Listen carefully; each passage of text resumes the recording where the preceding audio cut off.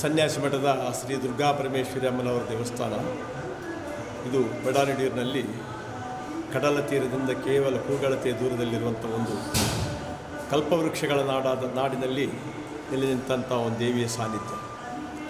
ಇಲ್ಲಿ ವಿಶೇಷವಾಗಿ ಎರಡು ಶಕ್ತಿಗಳ ಆರಾಧನೆ, ಒಂದು ಸಾತ್ವಿಕ ಶಕ್ತಿ ಹಾಗೂ ಒಂದು ರಾಜಸ ಶಕ್ತಿಯ ಎರಡು ವಿಗ್ರಹಗಳನ್ನು ಒಂದೇ ಪೀಠದಲ್ಲಿ ಆರಾಧನೆ ಮಾಡುವುದು ಈ ದೇವಸ್ಥಾನದ ವೈಶಿಷ್ಟ್ಯವಾಗಿದೆ. ಹಾಗಾಗಿ ಕಾರಣಿಕದ ಕ್ಷೇತ್ರವಾಗಿ ಮೆರೀತಾ ಇದೆ ಸನ್ಯಾಸಿ ಮಠ ಅಂತ ಹೇಳುವಂಥದ್ದು ಇಲ್ಲಿ ಮಾತ್ರ ಅಲ್ಲ, ಬಡಾನಡಿಯೂರು ಅಥವಾ ಉಡುಪಿ ಜಿಲ್ಲೆ ಮಾತ್ರ ಅಲ್ಲ, ಪರ ಊರು ಪರಸ್ಥಳಗಳಿಂದೆಲ್ಲ ಜನ ಬಂದು ಇಲ್ಲಿ ಭಕ್ತರು ಸೇವೆಯನ್ನು ಕೊಟ್ಟು ಕೃತಾರ್ಥರಾಗ್ತಾ ಇದ್ದಾರೆ. ಇದು ಸನ್ಯಾಸಿ ಮಠ ಅಂತ ಬರುವುದಕ್ಕೆ ಒಂದು ಇತಿಹಾಸ ಇದೆ. ಸನ್ಯಾಸಿಯೊಬ್ಬರು ತನ್ನ ಸಾತ್ವಿಕ ರೂಪದ ಪೂಜೆಯನ್ನು ಇಲ್ಲಿ ಮಾಡ್ತಾಯಿದ್ರು. ಆಮೇಲೆ ತನ್ನ ಅಂತ್ಯಕಾಲದಲ್ಲಿ ಇದನ್ನು ಸ್ಥಳೀಯರಿಗೆ ಹಸ್ತಾಂತರಿಸಿ ಪೂಜೆಯ ವ್ಯವಸ್ಥೆಯನ್ನು ಮಾಡಿಸಿದರು. ಅಲ್ಲಿಂದ ಅಲ್ಲಿವರೆಗೆ ಇಲ್ಲಿ ಒಂದೇ ಮೂರ್ತಿಯ ಪೂಜೆ ಆಗ್ತಾಯಿತ್ತು. ಕಾಲಕ್ರಮೇಣದಲ್ಲಿ ಇಲ್ಲಿ ಸನಿಹದಲ್ಲಿ ಕಲ್ಲಮಠ ಅಂತ ಬ್ರಾಹ್ಮಣ ಸಮುದಾಯದವರು ಆರಾಧಿಸಿಕೊಂಡು ಬಂದಂಥ ಒಂದು ದುರ್ಗಾದೇವಿಯ ಆಲಯವಿದೆ. ಅಲ್ಲಿ ಊರವರೆಲ್ಲ ಸೇರಿ ಮಾರಿಕಾ ಸೇವೆಯನ್ನು ಮಾಡ್ತಿದ್ರಂತೆ.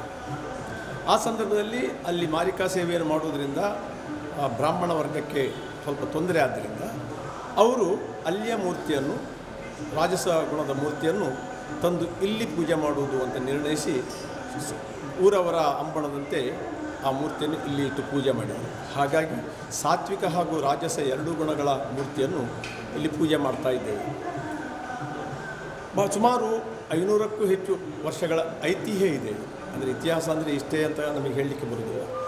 500 ವರ್ಷಕ್ಕಿಂತಲೂ ಅಧಿಕವಾದಂಥ ಒಂದು ಇತಿಹಾಸ ಇದಕ್ಕಿದೆ.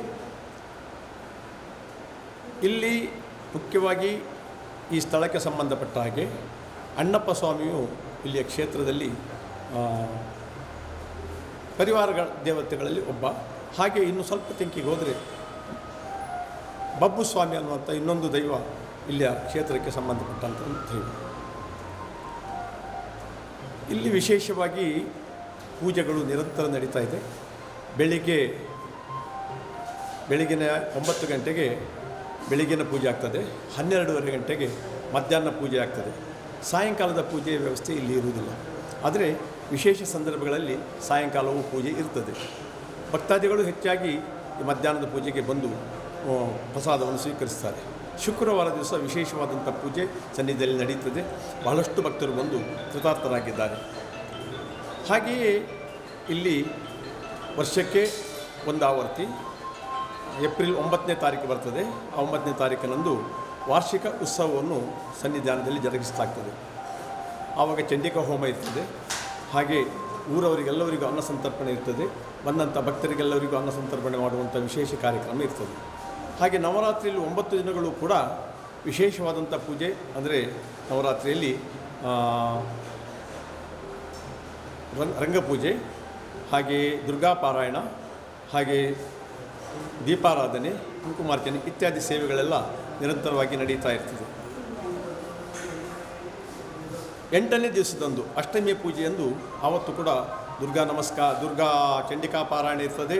ಆಮೇಲೆ ಊರವರಿಗೆಲ್ಲ ಅನ್ನ ಸಂತರ್ಪಣೆ ಇರ್ತದೆ. ಇದು ವಿಶೇಷವಾದಂಥ ಕಾರ್ಯಕ್ರಮ. 2 ಘಟ್ಟಗಳಲ್ಲಿ 9 ದಿವಸವೂ ವಿಶೇಷವಾದಂಥ ಪೂಜೆ ಪುರಸ್ಕಾರಗಳು ಹಾಗೆ ಸಾಂಸ್ಕೃತಿಕ ಕಾರ್ಯಕ್ರಮಗಳು ಸನ್ನಿಧಿಯಲ್ಲಿ ಜರುಗುತ್ತದೆ. ಆಮೇಲೆ ಮಾರಿಕಾ ಸೇವೆ 4 ಮಾರಿಕಾ ಸೇವೆಯನ್ನು ಸನ್ನಿಧಾನದಲ್ಲಿ ನಡೆಸಲಾಗ್ತದೆ.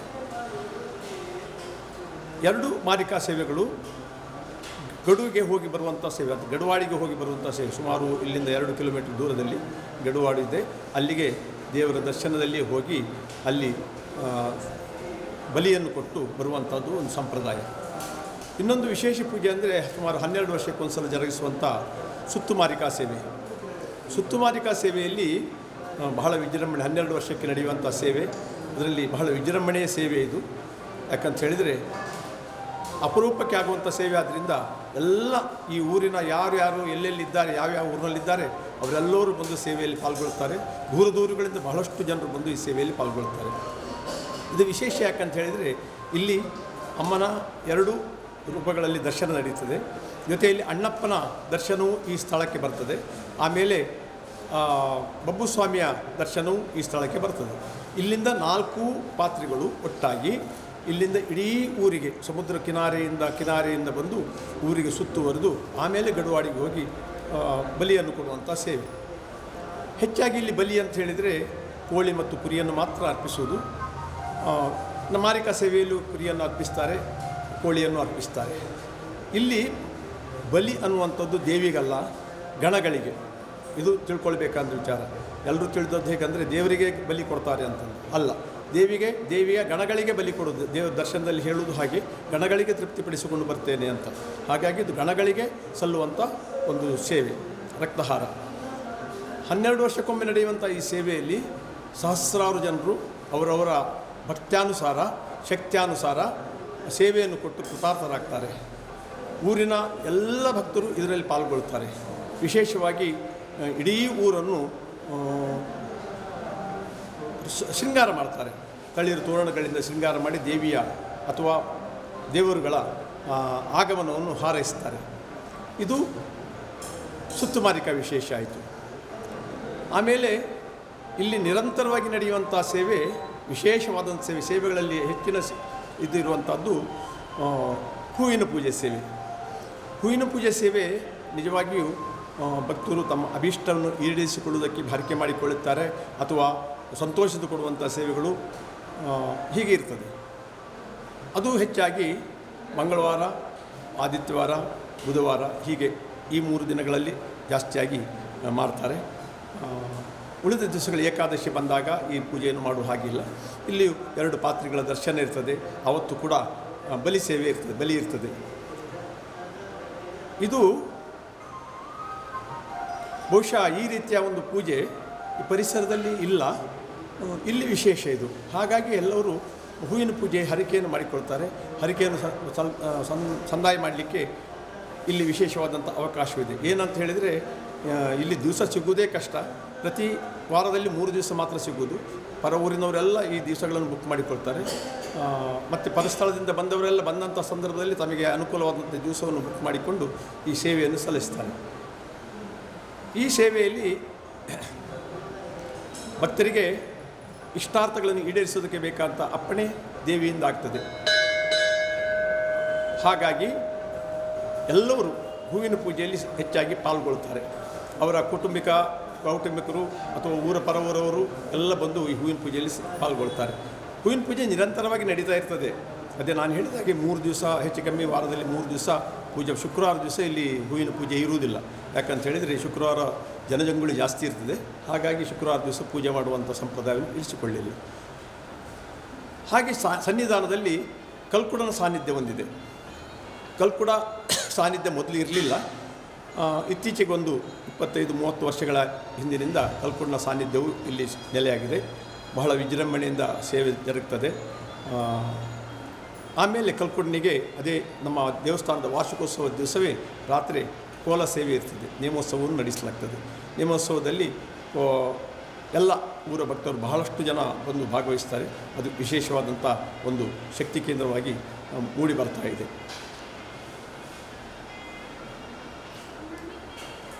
ಇನ್ನು ಇಲ್ಲಿ ಆಡಳಿತ ವ್ಯವಸ್ಥೆಗೆ ಮುಕ್ತೇಶ್ವರರು ಅಂತ ಇದ್ದಾರೆ. ಹಿಂದಿನಿಂದಲೂ ಬಂದಂಥ ಯಾವ ಕೌಟುಂಬಿಕ ನೆಲೆಯಿಂದ ಬಂದಂಥ ಮುಕ್ತೇಶ್ವರರು, 7 ಜನ ಮುಕ್ತೇಶ್ವರರು ಇಲ್ಲಿ ಸನ್ನಿಧಾನ, ಕ್ಷಮಿಸಿ 7 ಜನ ಮುಕ್ತೇಶ್ವರರು ಇಲ್ಲಿ ಇರ್ತಾರೆ. 7 ಜನ ಮುಕ್ತೇಶ್ವರರು ಪ್ರತಿಯೊಂದು ಸೇವೆಯಲ್ಲಿ ಭಾಗಿಯಾಗ್ತಾರೆ, ಅದು ವಿಶೇಷ. ಆಮೇಲೆ ಅವರಿಗೆ ಇಲ್ಲಿ ವಿಶೇಷವಾದಂಥ ಒಂದು ಪ್ರಸಾದವನ್ನು ಕೊಡಲಾಗ್ತದೆ, ಅದು ಮುಕ್ತೇಶ್ವರಿಗಾಗಿ ಕೊಡುವಂಥ ಪ್ರಸಾದಗಳು. ಪೂಜಾ ಕೈಂಕರ್ಯವನ್ನು ನಮ್ಮವರೇ ಮರಾಠ ಸಮಾಜದವರಾದಂಥ ಪಾಂಡುರಂಗರಾವ್ ನಿರಂತರವಾಗಿ ನಡೆಸಿಕೊಂಡು ಬಂದಿದ್ದಾರೆ. ಈ ದೇವಸ್ಥಾನ ಹಿಂದೆ ತುಂಬ ದುಸ್ಥಿತಿಯಲ್ಲಿತ್ತು. ಆಮೇಲೆ ಒಂದು ಸಲ ಜೀರ್ಣೋದ್ಧಾರ ಆಯಿತು. ಕಳೆದ ಒಂದು 11 ವರ್ಷಗಳ ಹಿಂದೆ ಸಂಪೂರ್ಣ ಶಿಲಾಮಯವಾದಂಥ ದೇವಸ್ಥಾನ ಪ್ರತಿಷ್ಠೆಯಾಗಿದೆ. ಅಲ್ಲಿಂದ ಬಹಳಷ್ಟು ಖರ್ಚು ಮಾಡಿ ಸುಮಾರು 3 ಕೋಟಿ ವೆಚ್ಚದಲ್ಲಿ ಈ ದೇವಸ್ಥಾನದ ಪುನರ್ನಿರ್ಮಾಣ ಆಗಿದೆ. ಇತ್ತೀಚೆಗೆ ಬೇಕಾದಂಥ ಹೊರಗಡೆ ಬೇಕಾದಂಥ ಎಲ್ಲ ವ್ಯವಸ್ಥೆಯನ್ನು ಮಾಡಿದ್ದಾರೆ. ಸೇವೆ ನಡೆಸುವುದಕ್ಕೆ ಬೇಕಾದಂಥ ವ್ಯವಸ್ಥೆಯನ್ನು ಮಾಡಿದ್ದಾರೆ. ವಾರ್ಷಿಕೋತ್ಸವ ಅಥವಾ ನಮ್ಮ ದಸರಾ ಉತ್ಸವಕ್ಕೆ ಬೇಕಾದಂಥ ಎಲ್ಲ ವ್ಯವಸ್ಥೆಗಳನ್ನು ಹೊರಗಿಂದ ಮಾಡಿದ್ದೇವೆ. ಇಲ್ಲಿ ವಿಶೇಷ ಅಂತ ಹೇಳಿದರೆ, ಮಕ್ಕಳಾಗದಿದ್ದವರಿಗೆ ಸಂತಾನ ಭಾಗ್ಯವನ್ನು ಕೊಡಿಸುವಂಥ ಭಾಗ್ಯ ಆ ದೇವಿ ನಮಗೆ ಒದಗಿಸಿಕೊಟ್ಟಿದ್ದಾಳೆ. ನಿಜವಾಗಿಯೂ ಅದು ವಿಶೇಷವಾದಂಥ ಒಂದು, ಎಲ್ಲರೂ ಸಂತಾನ ಆಗದಿದ್ದವರು ಬಂದು ಇಲ್ಲಿ ಸಂತಾನಾಪೇಕ್ಷಿಗಳಾಗಿ ಹರಕೆಯನ್ನು ಮಾಡಿಕೊಂಡ್ರೆ ಸಂತಾನ ಆಗ್ತದೆ. ಇನ್ನೊಂದು ಕಳುವಿನ ಪ್ರಕರಣ, ಅದರಲ್ಲಿ ಬಂಗಾರದ ವಸ್ತುಗಳು ಕಳುವಾದಾಗ ಅವರು ಇಲ್ಲಿ ಬಂದು ಹರಕೆ ಮಾಡಿಕೊಂಡ್ರೆ ಅದು ಶೀಘ್ರದಲ್ಲಿ ಕೈ ಸೇರ್ತದೆ, ಅದು ಇಲ್ಲಿ ವಿಶೇಷ. ಮತ್ತು ಹೇಳಿದಂತೆ ಎಲ್ಲ ವಿಚಾರಗಳಲ್ಲಿಯೂ ದೇವಿ ಅನುಗ್ರಹ ಸದಾ ಇರ್ತದೆ. ಭಕ್ತಾಭೀಷ್ಟ ಪ್ರದಾಯಕಿಯಾದಂಥ ದುರ್ಗಾ ಪರಮೇಶ್ವರಿಯು ನಂಬಿದವರಿಗೆ ಇಂಬನ್ನು ಕೊಟ್ಟು ಅವರ ಮನದ ಅಳಲನ್ನು ದೂರ ಮಾಡಿ ಅವರಿಗೆ ನ್ಯಾಯ ಒದಗಿಸಿಕೊಡುವಲ್ಲಿ ಅಥವಾ ಅವರಿಗೆ ಬೇಕಾದಂಥ ಸಂಪನ್ಮೂಲವನ್ನು ಒದಗಿಸಿಕೊಡುವಲ್ಲಿ ಬಹಳಷ್ಟು ಕೀರ್ತಿಯನ್ನು ಗಳಿಸಿದಂಥ ಒಂದು ದೇವಸ್ಥಾನ. ಮೊಗವೀರ ಸಮಾಜದವರು ಈ ದೇವರನ್ನು ಬಹಳಷ್ಟು ನಂಬುತ್ತಾರೆ ಅಂತ ಹೇಳಿದರೆ, ಅವರು ಉದ್ಯೋಗಕ್ಕೆ ಹೋಗೋದಕ್ಕಿಂತ ಮೊದಲು ಇಲ್ಲಿಗೆ ಬಂದು ಪ್ರಾರ್ಥನೆ ಮಾಡಿ ಹೋಗಿ ತಮ್ಮ ಉದ್ಯೋಗದಲ್ಲಿ ಜಯವನ್ನು ಕಂಡುಕೊಂಡಂಥ ಹಲವಾರು ಘಟನೆಗಳು ಇವೆ. ಹಿಂದಿನಿಂದಲೂ ಅನಾದಿಯಿಂದಲೂ ಬಂದಂಥ ಒಂದು ಸಂಪ್ರದಾಯ ಅದು, ಹಾಗೆ ನಡೆಸ್ಕೊಂಡು ಬರ್ತಾ ಇದ್ದಾರೆ. ಇವತ್ತು ಕೂಡ ಅದೇ ರೀತಿಯಾಗಿ ಅವರು ಪ್ರಾರ್ಥನೆಯನ್ನು ಮಾಡಿ ಹೋದರೆ ಅವರು ಕೇಳಿದಂಥ ಆಸೆಯನ್ನು ದೇವರು ಖಂಡಿತ ಈಡೇರಿಸಿಕೊಡ್ತಾ ಇದ್ದಾರೆ. ಅದು ಇಲ್ಲಿ ವೈಶಿಷ್ಟ್ಯ. ಬಹಳ ಕಾರಣಿಕದ ಕ್ಷೇತ್ರ ಅಂತ ಹೆಸರುಗೊಂಡಂಥ ಕ್ಷೇತ್ರ ಇದು. ಅಂತೂ ಮಂಗಳಾತ್ಮಕಿಯಾದಂಥ ದುರ್ಗಾ ಪರಮೇಶ್ವರಿಯು ಸರ್ವಾಭೀಷ್ಟಗಳನ್ನು ಅನುಗ್ರಹಿಸುತ್ತಾ ಎಲ್ಲರ ಮನದಲ್ಲಿ ಮಂಗಲಾತ್ಮಕೆಯಾಗಿ ಉಳಿದು ಪರಿಸರದ ಯಾರೇ ಭಕ್ತರು ಬಂದರೂ ಕೂಡ ಅವರ ಇಷ್ಟಾರ್ಥಗಳನ್ನು ಈಡೇರಿಸಿಕೊಡುವಂಥ ಮಹಾತಾಯಿಯಾಗಿ ಮೆರೆಯುತ್ತಿದ್ದಾಳೆ.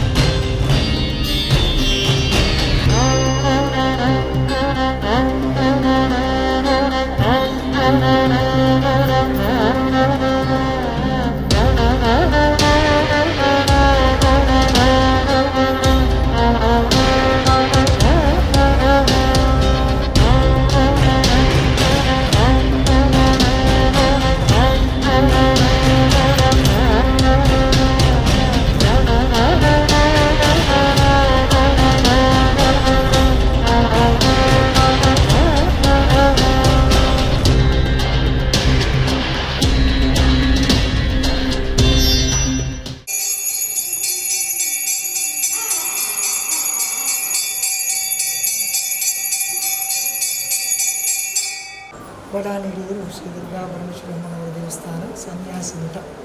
ಈ ಒಂದು ದೇವಸ್ಥಾನಕ್ಕೆ ಬಹಳಷ್ಟು ವರ್ಷದ ಒಂದು ಇತಿಹಾಸ ಇದೆ, 300-400 ವರ್ಷದ ಇತಿಹಾಸ ಇದೆ. ಹಾಗಾಗಿ ಈ ಕ್ಷೇತ್ರದಲ್ಲಿ ಏನು ಈ ಹಿಂದೆ ಸನ್ಯಾಸಿ ರೂಪಗಳು ಏನು ಆರಾಧನೆ ಮಾಡಿಕೊಳ್ಳುವಂಥ ಒಂದು ಕ್ಷೇತ್ರ, ಆ ಕ್ಷೇತ್ರದಲ್ಲಿ ದುರ್ಗಾ ಪರಮೇಶ್ವರಿ ಹಾಗೆ ಇನ್ನೊಂದು ಮಾರಿಯಮ್ಮನ ಸ್ವರೂಪ, ಸಾತ್ವಿಕ ಹಾಗೆ ರಾಜಸ ಮೂರ್ತಿ ಎನ್ನುವಂಥ 2 ಮೂರ್ತಿ ಆರಾಧನೆ. ಇದನ್ನು ಏನು ಅವರ ಕಾಲ ನಂತರ ನಮ್ಮ ಒಂದು ಮರಾಠ ಸಮಾಜದ ಅರ್ಚಕರ ಸಂದರ್ಭದಲ್ಲಿ ಆರಾಧಿಸ್ಕೊಂಡು ಬಂದಂಥ ಒಂದು ಪದ್ಧತಿ ಹಿಂದಿನಿಂದಲೂ ಸಮಾಜದವರು ಆರಾಧಿಸ್ಕೊಂಡು ಬರ್ತಾರೆ. ಅದೇ ಪ್ರಕಾರ ಈಗಿನ ಒಂದು ಇದರಲ್ಲಿ ಪಾಂಡುರಂಗರಾವ್ ಅಂತ ನನ್ನ ಹೆಸರು. ಈ ಕ್ಷೇತ್ರದ ಮುಖ್ಯ ಅರ್ಚಕರಾಗಿ ನಾನು ಸೇವೆ ಜೊತೆಯಲ್ಲಿ ಈ ಸನ್ನಿಧಾನಕ್ಕೆ 7 ಜನ ಮುಕ್ತೇಶ್ವರರು ಹಾಗೆ ದೇವಿಯ ಒಂದು ಕೊರಡಾಗಿ 2 ಪಾತ್ರೆಗಳಿದ್ದೇವೆ. ಒಂದನೇದಾಗಿ ಪಾಂಡುರಂಗರಾವ್, 2ನೇದಾಗಿ ಯಾದವರಾವ್ ಅಂತೇಳಿ. ಹಾಗೆ ಇಬ್ಬರು ಪಾತ್ರಿಗಳನ್ನು ಮಾಡತಕ್ಕಂಥ ಒಂದು ಸೇವೆ. ಅದೇ ಪ್ರಕಾರ ಈ ಸನ್ನಿಧಾನದಲ್ಲಿ ಪ್ರತಿನಿತ್ಯ ಬೆಳಿಗ್ಗೆ 9 ಗಂಟೆಗೆ ಒಂದು ಪ್ರಥಮ ಪೂಜೆ, ಹಾಗೆ ಮಧ್ಯಾಹ್ನ ಕಾಲದಲ್ಲಿ ನಡೆಯತಕ್ಕಂಥ 12:30 ವಿಶೇಷ ಪೂಜೆ, 12:30ಗೆ ಮಹಾಪೂಜೆ, ಹಾಗೆ ಅನ್ನ ನೈವೇದ್ಯ ಮಾಡಿ ಮಹಾಪೂಜೆ ನಡೆಯುವಂಥ ಒಂದು ಪದ್ಧತಿ. ಹಾಗೆ ಸಂಜೆ ಕಾಲದಲ್ಲಿ ಭಕ್ತರಿಂದ ನಡೆತಕ್ಕಂಥ ಸೇವೆ, ಕುಂಕುಮಾರ್ಚನೆ, ಹೂವಿನ ಪೂಜೆ, ಹಾಗೆ ಅಲಂಕಾರ ಪೂಜೆ. ಕೆಲವೊಂದು ದಿವಸ ಶುಕ್ರವಾರ ದಿವಸ ಈ ಸನ್ನಿಧಾನದಲ್ಲಿ ದುರ್ಗಾಪಾರಾಯಣ ಸೇವೆಯನ್ನು ಕೂಡ ನಮ್ಮ ಕ್ಷೇತ್ರದ ಪುರೋಹಿತರಾದ ರಾಮ ಭಟ್ರ ಮುಖಾಂತರ ಮಾಡ್ತಿದ್ದೇವೆ. ಹಾಗೆ ಭಕ್ತರು ಹಲವಾರು ರೀತಿಯಲ್ಲಿ ಬಂದು ಈ ಸ್ಥಳದಲ್ಲಿ ಸೇವೆಗಳನ್ನೆಲ್ಲ ಮಾಡ್ತಾರೆ. ಮಾಡುವಂಥ ಸೇವೆಯಿಂದ ಭಕ್ತರು ಕೆಲವೊಂದು ರೀತಿಯಲ್ಲಿ ಅವರ ಕಷ್ಟ ಕಾರ್ಪಣ್ಯಗಳನ್ನು ಸನ್ನಿಧಾನದಲ್ಲಿ ಬಂದು ಹೇಳಿಕೊಂಡಂಥ ಸಂದರ್ಭ ಅವರ ಪ್ರಾರ್ಥನೆಗೆ ಹೋಗೊಟ್ಟು ಅವರ ಸೇವೆಯನ್ನು ಇಷ್ಟಾರ್ಥವನ್ನು ನಡೆಸಿಕೊಡುವಂಥ ಶಕ್ತಿ ದೇವತೆ ಇರುವರು ಈ ಸನ್ಯಾಸಿ ಮಠ ಕ್ಷೇತ್ರ. ಹಾಗಾಗಿ ಇಲ್ಲಿಗೆ ಭಕ್ತರು ಬಹಳ ಭಕ್ತಿಯಿಂದ ನಂಬಿಕೊಂಡು ಬರ್ತಾ ಇದ್ದಾರೆ. ಈ ಗ್ರಾಮದ ಊರ ಹಾಗೆ ಪರ ಊರ ಭಕ್ತರೆಲ್ಲರೂ ಬಂದು ಅವರವರ ಇಷ್ಟಾರ್ಥಗಳು, ಕಷ್ಟ ಕಾರ್ಪಣ್ಯಗಳಿಗೆ, ಇಷ್ಟಾರ್ಥ ಸಿದ್ಧಿಗೆ ಅಥವಾ ಲಗ್ನ ಕಾರ್ಯ ಸಂಬಂಧ, ವಧುವಿನ ಸಂಬಂಧ ಅಥವಾ ವರನ ಸಂಬಂಧ ಬೇಕಾದರೂ ಕೂಡ ಸನ್ನಿಧಾನದಲ್ಲಿ ಬಂದು 2 ಚೆಂಡು ಮಲ್ಲಿಗೆ ಹೂವನ್ನು ಕೊಡ್ತೇವೆ, ನಮ್ಮ ಇಷ್ಟಾರ್ಥವನ್ನು ನೆರವೇರಿಸಿಕೊಡ್ಬೇಕಂತೇಳಿ ತಾಯಿಯಲ್ಲಿ ಸೆರಗೊಡ್ಡಿ ಬೇಡಿದಂಥ ಸಂದರ್ಭ ಆ ತಾಯಿ ಅವರ ಇಷ್ಟಾರ್ಥ ನೆರವೇರಿಸಿಕೊಂಡು ಭಕ್ತರಿಗೆ ಅವರ ಇಷ್ಟಾರ್ಥ ನೆರವೇರಿಸಿ ಅವರಿಂದ ಬೇಕಾದ ಸೇವೆಗಳನ್ನು ಪಡ್ಕೊಳ್ಳುವಂಥ ಒಂದು ಸಾನ್ನಿಧ್ಯ ದುರ್ಗಾಪರಮೇಶ್ವರಿ ಮಾರಿಯಮ್ಮ ದೇವ ಸನ್ನಿಧಾನ ಬಡಾನಡಿಯೂರು.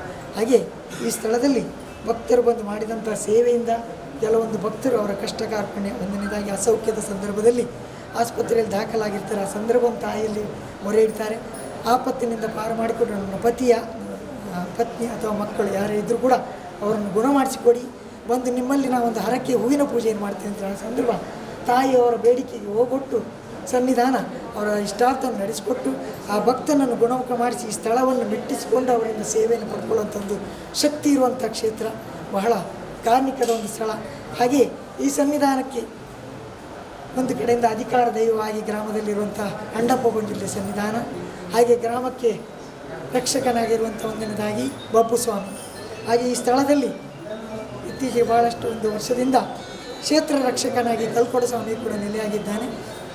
ಎಲ್ಲ ಸಾನ್ನಿಧ್ಯಗಳು ಸೇರಿ ಈ ಗ್ರಾಮದ ಭಕ್ತರು ಏನು ಕೇಳಿದ್ರು ಅವರೆಲ್ಲ ಇಷ್ಟಾದ ನೆರವೇರಿಸಿಕೊಡ್ದು. ಹಾಗೆ ಈ ಸನ್ನಿಧಾನ ಬ್ರಹ್ಮಕಲಶ ಆಗಿ ಮುಂದಿನಿಂದಲೂ ಹಾಗೆ 12 ವರ್ಷಕ್ಕೊಮ್ಮೆ ನಡೆಯತಕ್ಕಂಥ ಒಂದು ಸುತ್ತು ಮಾರಿಕಳ ಸೇವೆ, ಇದು ಬಹಳ ವಿಶೇಷವಾದಂಥ ಒಂದು ಸೇವೆ. ಗ್ರಾಮಕ್ಕೆ 12 ವರ್ಷಕ್ಕೊಮ್ಮೆ ಸನ್ನಿಧಾನದಲ್ಲಿ ಪೂಜೆ ನಡೆದು ತದನಂತರ ಸನ್ನಿಧಾನದ ಬಂಟ ಅಣ್ಣಪ್ಪ ಬಂಜಿಲ್ಲಿ ಕ್ಷೇತ್ರಕ್ಕೆ ಬಂದು, ಹಾಗೆ ಗ್ರಾಮದ ದೈವ ಬಬ್ಬು ಸ್ವಾಮಿ ಆತನು ಕೂಡ ಕ್ಷೇತ್ರಕ್ಕೆ ಬಂದು ಕ್ಷೇತ್ರದಿಂದ ಅಮ್ಮನ ಬಂಡಿಗೆ ಹೆಗಲು ಕೊಟ್ಟು ಬಬ್ಬು ಸ್ವಾಮಿ ನಿಂತು ಅದರ ಚಾಲಕ ಒಂದು ರೀತಿಯಲ್ಲಿ ಸಾರಥಿಯಾಗಿ ನಿಲ್ಲುವಂಥ ಬಂಟ ಆ ರಥವನ್ನು ಕರ್ಕೊಂಡು ಇಡೀ ಗ್ರಾಮಕ್ಕೆ ಬೆಳಗಿನವರೆಗೆ ಸುತ್ತು ಬಂದು ಇಡೀ ಗ್ರಾಮದ ಸುತ್ತು ಗಡುಭಾಗದಲ್ಲಿ ಹೋಗಿ ಅಲ್ಲಿ ಬೇಕಾದಂಥ ಹಾರಗಳನ್ನೆಲ್ಲ ಕೊಡಿಸಿ ತದನಂತರ ಗಡುವಾಡಿಗೆ ಹೋಗಿ ಅಲ್ಲಿ ಹಾರ ಕೊಡುವಂಥ ಒಂದು ಪದ್ಧತಿ ಬಹಳ ವಿಶೇಷವಾದಂಥ ಒಂದು ಸೇವೆ. ಈ ಒಂದು ಸೇವೆ ಈ ಪರಿಸರದಲ್ಲಿ ನಮ್ಮ ಸಾಧಾರಣ ಮಟ್ಟಿಗೆ ದಕ್ಷಿಣ ಕನ್ನಡ ಅಥವಾ ಉಡುಪಿಯ ಯಾವ ಕ್ಷೇತ್ರದಲ್ಲಿಯೂ ಈ ಒಂದು ಸೇವೆ ನಡೆಯುವಂಥದ್ದಿಲ್ಲ. ಹಾಗಾಗಿ ವಿಶೇಷವಾದಂಥ ಒಂದು ಸೇವೆ ಸನ್ಯಾಸಿ ಮಠದ ಕ್ಷೇತ್ರದಲ್ಲಿ ನಡೀತದೆ. ಹಾಗಾಗಿ ಈ ಒಂದು ಕ್ಷೇತ್ರಕ್ಕೆ 7 ಜನ ಮುಕ್ತೇಶ್ವರು ಕೂಡ ಇದ್ದಾರೆ, ಅವರು ಕೂಡ ಹಾಗೆ. 1ನೇದಾಗಿ ಚೋಳರಾವ್, 2ನೇದಾಗಿ ನಿರಂಜನ್ ರಾವ್, ಹಾಗೆ 3ನೇದಾಗಿ ವಾಸುದೇವರಾವ್, ಹಾಗೆ ಬಂಟರ ಸಮುದಾಯದಿಂದ ಸದಾನಂದ ಶೆಟ್ಟರು, ಹಾಗೆ ಮೊಗವೀರ ಸಮಾಜದಿಂದ ರಾಮಸುವರ್ಣ, ಹಾಗೆ ಈಶ್ವರ ಸಾಲಿಯನ್, ಜೊತೆಯಲ್ಲಿ ಪಟ್ನ ಗುರಿಕಾರರಾಗಿ ಸಂಜೀವ ಗುರಿಕಾರ ಎನ್ನುವಂಥ ಗುರಿಕಾರಿದ್ದಾರೆ. ಇವರೆಲ್ಲರೂ ಸೇರಿ ಈ ಸನ್ನಿಧಾನದಲ್ಲಿ ನಡೆಯುವಂಥ ಯಾವೊಂದು ಸೇವೆಯಲ್ಲಿ ಅವರೆಲ್ಲ ಭಾಗಿಯಾಗಿಕೊಂಡು ಭಕ್ತ ಸಮೂಹ ಬಂದು ಈ ಸನ್ನಿಧಾನದಲ್ಲಿ ವರ್ಷಂ ಪ್ರತಿ ಪ್ರತಿಷ್ಠಾವರ್ಧಂತಿ, ಹಾಗೆ 9 ದಿವಸ ನವರಾತ್ರಿ ಉತ್ಸವ ಕೂಡ ಇಲ್ಲಿ ವಿಶೇಷ ಇದೆ. ಪ್ರತಿನಿತ್ಯ ದಿನಕ್ಕೊಂದು ಅಲಂಕಾರ ಮಾಡಿ ದೇವಿ ವಿಶೇಷ ಸೇವೆ. ಹಾಗೆ ದುರ್ಗಾಷ್ಟಮಿಯ ದಿವಸ ನವರಾತ್ರಿಯಲ್ಲಿ ಚಂಡಿಕಾ ಹೋಮ ಸೇವೆ ಕೂಡ ಇದೆ. ಇದಕ್ಕೆ 2-2.5 ಸಾವಿರ ಜನರ ಅನ್ನ ಸಂತರ್ಪಣೆ, ಚಂಡಿಕಾ ಹೋಮ ಇವೆಲ್ಲ ಹವನಗಳು ನಡೀತವೆ. ಹಾಗೆ ಪ್ರತಿಷ್ಠಾ ವರ್ಧಂತಿ ಅಂತ ವರ್ಷಕ್ಕೊಮ್ಮೆ ನಾವು ಮಾಡ್ತೇವೆ. ಏಪ್ರಿಲ್ ತಿಂಗಳಲ್ಲಿ 8ನೇ ತಾರೀಕು ನಿಗದಿತ ದಿನಾಂಕ. ಆ ದಿವಸವೂ ಕೂಡ ಹಾಗೆ ಮಧ್ಯಾಹ್ನ ಕಾಲದಲ್ಲಿ ದೇವಿಗೆ ಮಹಾಪೂಜೆ, ಹಾಗೆ ಚಂಡಿಕಾ ಹೋಮ, ಸಂಜೆ ಕಾಲದಲ್ಲಿ ಕ್ಷೇತ್ರ ರಕ್ಷಣೆಗೆ ನಡೆಯತಕ್ಕಂಥ ಒಂದು ಕೋಲ ಸೇವೆ, ಕಲ್ಕುಡನಿಗೆ ಕೋಲ ಸೇವೆ, ಇದು ಬಹಳ ವಿಶೇಷ ಈ ಕ್ಷೇತ್ರದಲ್ಲಿ. ಹಾಗಾಗಿ ಎಲ್ಲ ಸೇವೆಗಳು ನಡೆಯುವಂಥ ಈ ಕ್ಷೇತ್ರ ಬಡಾನಿಡಿಯೂರು ದುರ್ಗಾಪರಮೇಶ್ವರಿ ದೇವಸ್ಥಾನ ಸನ್ಯಾಸಿ ಮಠ ಅಂತ ಹೇಳಲಿಕ್ಕೆ ನಮಗೆಲ್ಲರಿಗೂ ಭಕ್ತಿಯ ಒಂದು ಪ್ರಾರ್ಥನೆ ದೇವಿಯಲ್ಲಿ ಎಲ್ಲರಿಗೂ ಹೆಮ್ಮೆ ಆಗ್ತಾಯಿದೆ.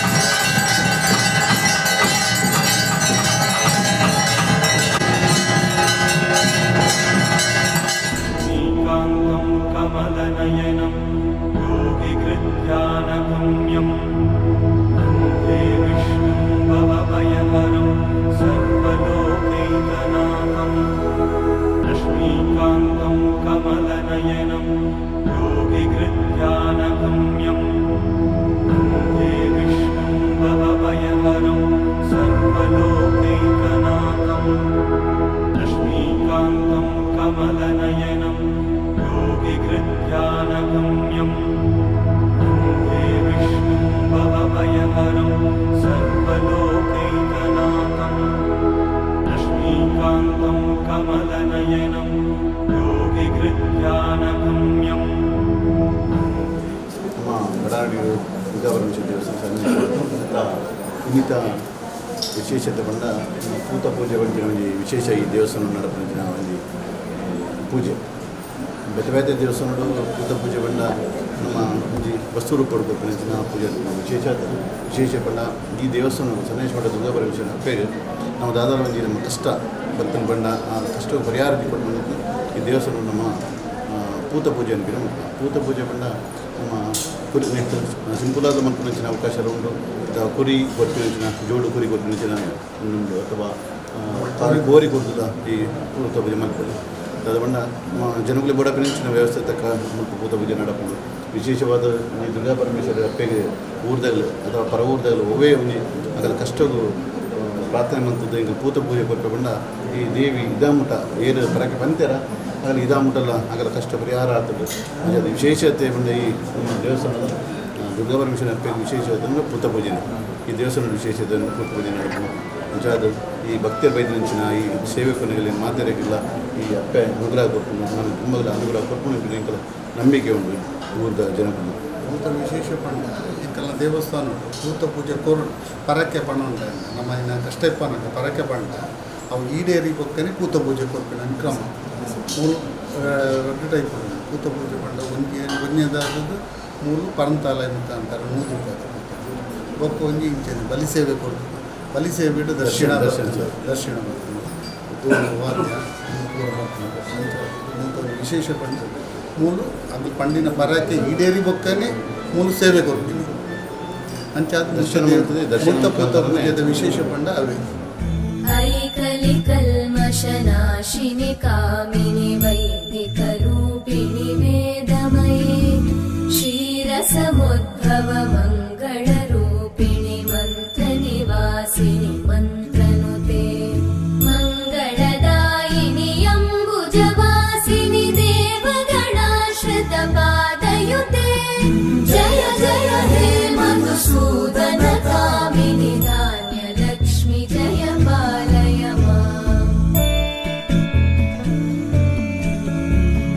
ಜಯ ವರವರ್ಣಿನಿ ವೈಷ್ಣವಿ ಭಾರ್ಗವಿ ಮಂತ್ರ ಸ್ವರೂಪಿಣಿ ಮಂತ್ರಮಯೇ ಸುರಗಣ ಪೂಜಿತ ಶೀಘ್ರ ಫಲಪ್ರದ ಜ್ಞಾನ ಕಾಯಿಸುತ್ತಕ್ಕೆ ತಿಳಿದಿರುವಂಥ ವಿಚಾರ ನನ್ನನ್ನು ನಂಬಿರುವಂಥ ಸತೀಶ್ ಕುಂದರ್ ಹಣಕಾಸಿನ ನಿಮಿತ್ತವಾಗಿ ಹೇಳಿಕೊಂಡಂಥ ಬಾಯಿಸಲ್ಲ ಈಗಿನ 4 ಜ್ಯೋತಿ ಸಹಿತ ಸೇವೆಯನ್ನು ಸಲಾಯಿಸಿದ್ದಾರೆ ಒಟ್ಟಂತ ಸೇವೆಯಲ್ಲಿ ಸಹಸ್ರಾರು ಉಪದೇಶಗಳು ಇದ್ದಾಗಿ ಧರ್ಮ ಕೊಟ್ಟು ನಿತ್ತಂತ ಪಾತ್ರ ಮೇಲೆ ಮೈತುಂಬ ಆಕರ್ಷಣೆಯಾಗಿ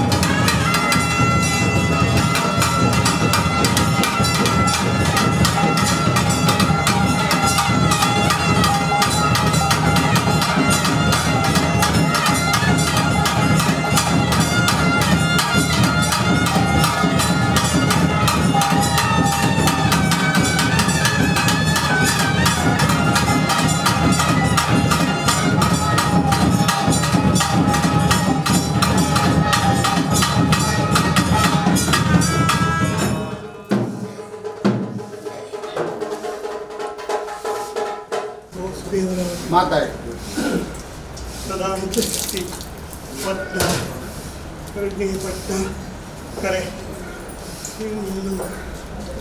ತತ್ವ ಸೇರಿ ಅತ್ತ ಗೆರಿಯುವುದು ಸರ್ಕಾರ ಸಕಲ ವಿಚಾರವು ಸನ್ನಿಧಾನಕ್ಕೆ ವಿಧಿತವಾಗಿದೆ. ನಮ್ಮನ್ನು ನಂಬಿರುವಂಥ ಸತೀಶ್ ಪಂದರ್ ತನ್ನ ಹಣಕಾಸಿನ ನಿಮಿತ್ತವಾಗಿ ಹೇಳಿಕೊಂಡಂಥ ಬಾಯಸ ನಾನು ಹಣ ಕೊಟ್ಟದ್ದು ವಾಪಸ್ ಬಂದಲ್ಲಿ ನಾಲ್ಕಲ್ಲಿ ಯುವತಿ ಸಹಿತ ಸೇವೆಯನ್ನು ಹೇಳ್ಕೊಂಡು ಬಂದಿದ್ದ ಸೇವೆ ಇವತ್ತು ಹಣವನ್ನು ಖರ್ಚು ಮಾಡಿ ವೃತ್ತಿಪೂರ್ವಕವಾಗಿ ಸೇವೆಯನ್ನು ಸಲಾಯಿಸಿದ್ದಾರೆ. ಕೊಟ್ಟಂಥ ಸೇವೆಯಲ್ಲಿ ಸಹಸ್ರಾರು ಲೋಕದರ್ಶಿಗಳು ಇದ್ದಾಗಿ ಕೊಟ್ಟು ಆ ಇಡೀ ಕುಟುಂಬಕ್ಕೆ ಉತ್ತರೋತ್ತರ ಅಭಿವೃದ್ಧಿ ಸುಖ ಶಾಂತಿ ನೆಮ್ಮದಿ ಸಕಲ ಮಾಂಗಲ್ಯವನ್ನು ಅನುಗ್ರಹಿಸಬೇಕು ಹಾಗೂ ಇದಕ್ಕಿಂತ ಹೆಚ್ಚಿಗೆ ಸೇವೆಯನ್ನು ಕೊಡುವಂಥ ಯೋಗ ಬಗ್ಗೆ ಅವರಿಗೆ ಗಮನಿಸಬೇಕಂತ ಹೇಳಿಕೊಳ್ಳುವಂಥ ಬಾಯಿಸಾಗುತ್ತಾರೆ. ವಿಷಯದಲ್ಲಿ ಹೇಳಿಕೊಂಡ ಬಾಯಿಸಾಲ ಒಂದು ಕುಟುಂಬವು 4 ಹಣ ಖರ್ಚು ಮಾಡಿ ಸಾನ್ನಿಧ್ಯಕ್ಕೆ ಸೇವೆ ಕೊಟ್ಟಂತಹ ಸೇವೆಯನ್ನು ಅತ್ತ ತಂಗಿರಿಯುವುದು ಸ್ವೀಕಾರ ಮಾಡಿಕೊಳ್ಳಿ. ಈ ಕುಟುಂಬಕ್ಕೆ ಇದಕ್ಕಿಂತ ಹೆಚ್ಚಿನ ಸೇವೆ ಕೊಡುವಂಥ ಯೋಗ ಭಾಗ್ಯವನ್ನು ಕರುಣಿಸಿ ಅಂತೇಳಿ ಕುಟುಂಬದ ಬಗ್ಗೆ ನೀವು ಪ್ರಾರ್ಥನೆ ಅಲ್ವಾ ಆಯಿತು. ಕುಟುಂಬಕ್ಕೆ ಕೆಳಗೆ ಕೊಡ್ತೇವೆ ಇದನ್ನು ಇದೆಯಾ ಓಕೆ ಕೆಲ ಪದ್ಧತಿ ಪ್ರಕಾರ ಗಣಗಳನ್ನು ತಿಳಿಸ್ಕೊಂಡು ಬರಲಿ ಅಂತ ಕೇಳ್ತಾ ಇದ್ದೀನಿ. ಸನ್ನಿಧಾನ ನಾಲ್ಕು ಯುವತಿಯನ್ನು ಅದನ್ನು ಸಂತೋಷವಾಗಿ ಸ್ವೀಕಾರ ಮಾಡ್ತೀವಿ.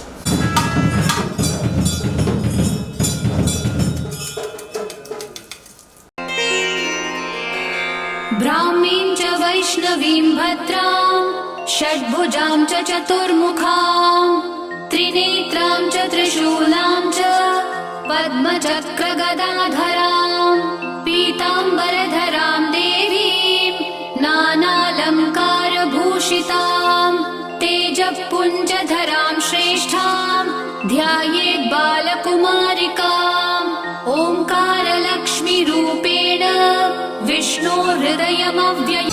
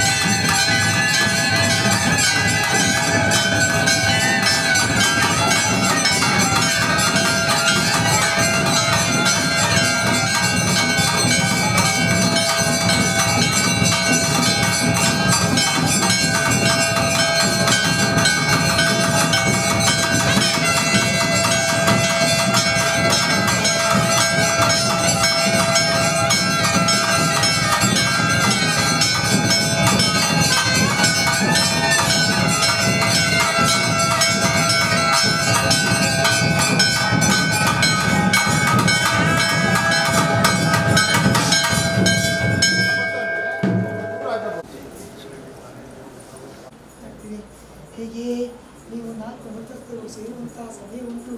ಸಾನ್ನಿಧ್ಯ ಮುಂದಕ್ಕೆ ಉಂಟಾಗುವಂಥ ಕಾಲ ಉಂಟು. ಸ್ಥಳ ಬಂದಿದ್ದಂತೆ ತಂಗಿಯ ಸಾನ್ನಿಧ್ಯವನ್ನು ಗದಿಗೆ ಸೇರ್ಕೊಳ್ತಾ ಅಪ್ಪಣೆ ಕೊಡ್ತೀವೋ ಅಂತ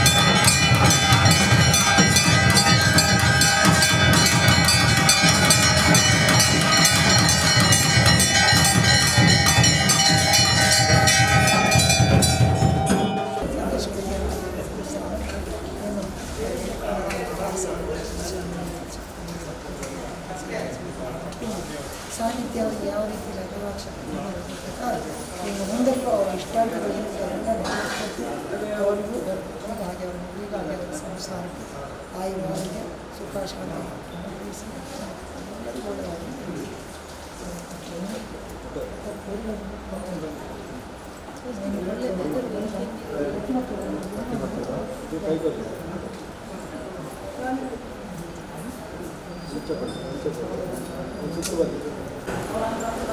ತುಳುನಾಡ ಇದ್ದೇನೆ.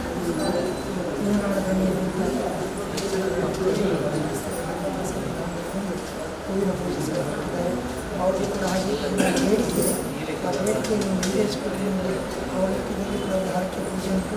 ಅದನ್ನು ಇಷ್ಟಾರ್ಥವನ್ನು ಪೂರೈಸಿಕೊಂಡು ಅಷ್ಟು ಬೇಗ ಅವರ ಸೇವೆಯನ್ನು ಭಕ್ತಿಯನ್ನು ಭಾಗ್ಯ ಭಗವಂತ ಪ್ರಸಾದ ಅವ್ರು ಮಾಡ್ತಕ್ಕಂಥ ವ್ಯಕ್ತಿಯನ್ನು ಒಳ್ಳೆಯ